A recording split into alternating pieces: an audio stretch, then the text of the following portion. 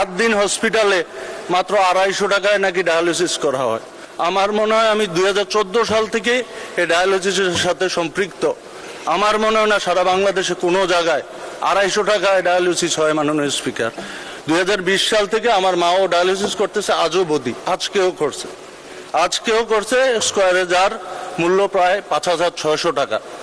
এই যে 5% এবং 15% কর ফেরতের কারণে আমার মনে হয় এই ডায়ালিসিসের উপরে ডায়ালিসিসের যেই রেটটা ধারণ করা হবে তা অর্ধেকে উত্তীর্ণ হবে। মাননীয় স্পিকার, প্রতি সপ্তাহে সর্বোচ্চবার বিকাশ পেমেন্টে 50 জন হবেন পেমেন্ট চ্যাম্পিয়ন। জিতে নিন টিভি সহ আকর্ষণীয় সব প্রাইজ। আরেকটা বিষয় আমি আপনার অবতীর্ণ করতে চাই। মাননীয় স্পিকার, সমাজ কল্যাণ মন্ত্রণালয়ের অধিদপ্তরের অধীনে বা সমাজ কল্যাণ মন্ত্রণালয়ের অধীনে আমাদের উপজেলায় যে সমাজসেবা অফিসারের অধীনে আমাদের গ্রাম্য যেই ধরনের মানুষ বা গ্রামের মানুষ যদি ক্যান্সার আক্রান্ত হয় বা স্ট্রোকের মাধ্যমে বা স্ট্রোকের কারণে তারা যদি পঙ্গুত্ব বরণ করে, তাইলে এখন পর্যন্ত তাদেরকে বার্ষিক 50,000 টাকা অনুদান দেওয়া হয়।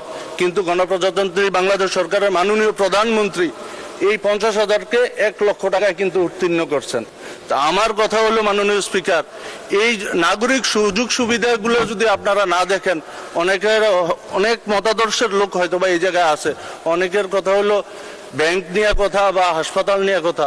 আসলে আমাদের রাজনীতিটা তো জনবান্ধব। মাননীয় স্পিকার, মানুষ বাঁচলে না সবকিছু, মানুষ না বাঁচলে তো কোনো কিছু না। তো মাননীয় স্পিকার, আমি এই বিষয়ে আর কথা বলতে চাই না। আমি শুধু এটুকুই বলতে চাই, আমার নির্বাচনী আসন 255 কুমিল্লা 7, আমার নির্বাচনী আসনে 13টি ইউনিয়ন, 1টি উপজেলা অবস্থিত ও 1টি পৌরসভা আছে। মাননীয় স্পিকার, আপনার রাষ্ট্রপতির ভাষণের উপরে আলোচনা বাজেটে আমি কথা বলার পর মাননীয় স্বাস্থ্যমন্ত্রী মহোদয় কুমিল্লা মেডিকেল কলেজে উনি পরিদর্শনে গেছেন। ফেরার পথে চান্দিনা মেডিকেল কলেজ, চান্দিনা আমার হাসপাতালে, সরকারি হাসপাতালে উনি গিয়েছেন। যাওয়ার ফলশ্রুতিতে অন স্পটেই গণপ্রজাতন্ত্রী বাংলাদেশ সরকারের মাননীয় প্রধানমন্ত্রী ওনাকে ফোন দিয়ে ওনার অবস্থান জানতে চাইছেন। এরপর উনি বলছে আমি চান্দিনা আছি। মাননীয় প্রধানমন্ত্রী মহোদয় নির্দেশে তৎকালীন সময়ে উনি 50 শয্যা হাসপাতালকে 101 শয্যা হাসপাতালে ঘোষণা করেছেন। কিন্তু আমার মাধ্যমে মাননীয় স্বাস্থ্যমন্ত্রীকে আমি আপনার অনুরোধ করতে চাই, 101 শয্যা করবেন আলহামদুলিল্লাহ, কিন্তু 10 শয্যা যাতে আইসিইউ বেড থাকে। মাননীয় স্পিকার, কারণ দীর্ঘ 40 থেকে 45 কিলোমিটারের মধ্যে কোনো হাসপাতাল নাই, নিমসার থেকে আপনার ইলেটগঞ্জ পর্যন্ত। এই যে অ্যাক্সিডেন্ট হয়, অ্যাক্সিডেন্ট হলে রুগীদের তাৎক্ষণিক সেবা দেওয়ার জন্য আইসিইউ খুব জরুরি।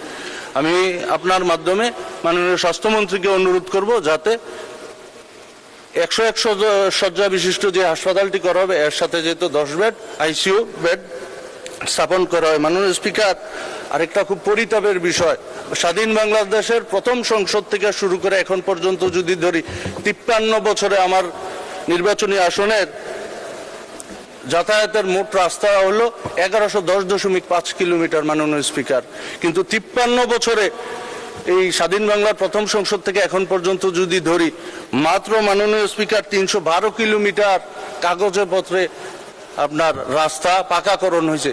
এই যে পাকাকরণগুলো আছে 312 কিলোমিটার, এর মধ্যে মাননীয় স্পিকার 80% চলাচলের অযোগ্য।